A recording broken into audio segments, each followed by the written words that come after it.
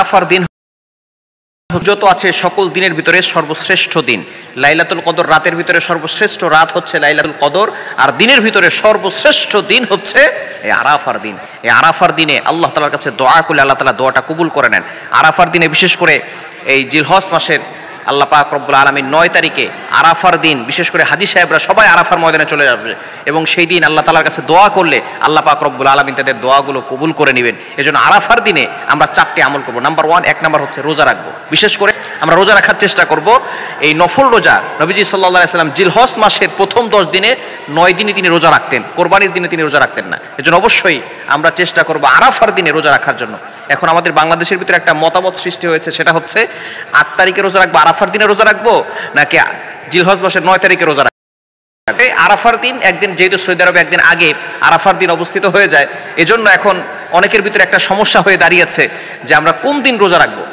যদি আপনি একটা মত হচ্ছে আরাফার দিনে রোজা রাখতে হবে, যেহেতু সৌদি আরব আরাফার দিন অবস্থান করে। আর আব্বাস রাদিয়াল্লাহু তাআলা আনহু এবং আলী রাদিয়াল্লাহু তাআলা আনহু তাদের মত অনুযায়ী জিলহজ মাসের 9 তারিখ হচ্ছে আরাফা উদ্দেশ্য, আরাফা দ্বারা হচ্ছে জিলহজ মাসের 9 তারিখ উদ্দেশ্য। এই ক্ষেত্রে আপনি আরাফার দিনও রোজা রাখতে পারেন এবং জিলহজ মাসের 9 তারিখ রোজা রাখতে পারেন। তাহলে আপনার দুইটা রোজা রাখলেই আল্লাহ তাআলার কাছে আল্লাহ তাআলা যে কোনো একটা আল্লাহ তাআলা কবুল করে নেবেন। এজন্য আপনার মনে যদি খটকা লাগে জিলহজ মাসের 9 তারিখে রোজা রাখবেন, সমস্যা নাই। যদি আপনার খটকা লাগে তাহলে আরাফার দিনও রোজা রাখবেন, জিলহজ মাসের 9 তারিখেও রাখবেন, এতে কোনো সমস্যা হবে না। 1 নাম্বার কাজ হচ্ছে রোজা রাখা। রোজা রাখলে আল্লাহ পাক রব্বুল আলামিন বান্দার সকল গুনাহ খাতাগুলো ক্ষমা করে দেন। বিশেষ করে 2 নাম্বার কাজ হচ্ছে দোয়া পড়া একটা।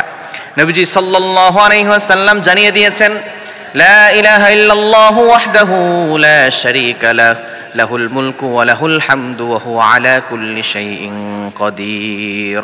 নবীজি সাল্লাল্লাহু আলাইহি সাল্লাম চমৎকার একটি দোয়া শিখিয়ে দিয়েছেন। এই দিনে যারা আরাফার ময়দানে অবস্থান করবে তারাও এই দোয়াটি পড়বে। বিশেষ করে আমরা যারা অবস্থান করতে পারি নাই, আমরাও এই আমলটি করার চেষ্টা করব, পারবো তো ইনশাআল্লাহ। লা ইলাহা ইল্লাল্লাহু ওয়াহদাহু লা শারীকা লাহু লাহুল মুলকু ওয়া লাহুল হামদু ওয়া হুয়া আলা কুল্লি শাইইন কাদির। এই আমলটি আমরা করব। বিশেষ করে এই দোয়াটি পড়লে আল্লাহ পাক রব্বুল আলামিন ওই বান্দার প্রতি স্যাটিসফাই হয়ে যান, খুশি হয়ে যান। এজন্য 1 নাম্বার আমল হচ্ছে কি বলেন তো?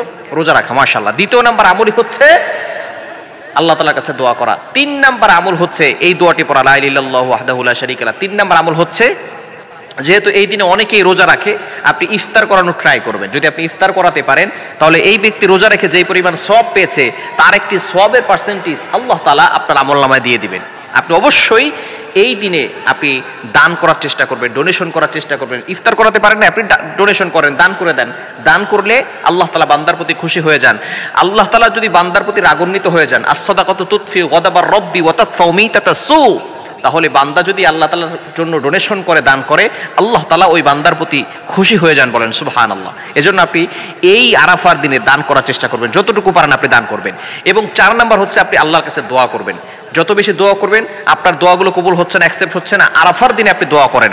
এই দিনে আপনি রোজাও রাখবেন, রোজা রেখে আপনি আল্লাহর কাছে দোয়া করবেন। এই আরাফার দিনের গুরুত্বপূর্ণ 4টি আমল অবশ্যই আমরা আমল করার চেষ্টা করব। 1 নাম্বার হচ্ছে কি বলেন তো? 1 নাম্বার হচ্ছে রোজা রাখা। 2 নাম্বার আপনি দোয়া পড়বেন, লা ইলাহা ইল্লাল্লাহু ওয়াহদাহু লা শারীকা লাহু লাহুল মুলকু ওয়া লাহুল হামদু ওয়া হুয়া আলা কুল্লি শাইইন কাদির। 3 নাম্বার হচ্ছে রোজাদারকে ইফতার করানো অথবা দান করা, ডোনেশন করা। এবং 4 নাম্বার হচ্ছে আল্লাহ তাআলার কাছে বেশি বেশি করে দোয়া করা, গুনাহের জন্য ক্ষমা চাওয়া, ইস্তেগফার করা। আল্লাহ তাআলা আমাদের সকলকে এই 4টি আমল করার তৌফিক দান করেন।